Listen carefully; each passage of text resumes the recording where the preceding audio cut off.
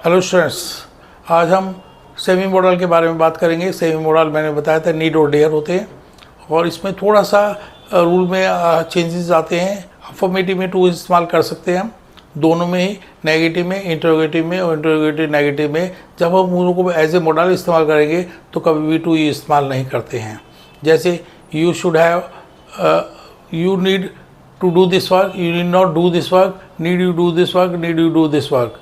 पर नीड का इस्तेमाल भी मैंने बताया था कि चाहिए के लिए इस्तेमाल होता है। जैसे हमारा शुड चाहिए के लिए इस्तेमाल होता है, नीड भी चाहिए, सेम मीनिंग है उसका, चाहिए के लिए इस्तेमाल होता है। और टू चाहिए के लिए होता है मॉरल और सोशल रिस्पॉन्सिबिलिटी के लिए, और हैड बेटर भी चाहिए के लिए इस्तेमाल होता है, और उसके बाद में सपोज टू भी मोर चाहिए के लिए इस्तेमाल होता है। तो मैंने नीड के बारे में बताया, तो नीड चाहिए के लिए इस्तेमाल होता है। और मैंने ये भी बताया आपको अभी कि ओनली टू अफर्मेटिव में ही टू इस्तेमाल होते हैं, नेगेटिव में, इंट्रोगेटिव में, इंट्रोगेटिव नेगेटिव में जब ये सेमी मॉडल इस्तेमाल करते हैं तो हम टू इस्तेमाल नहीं कर सकते हैं।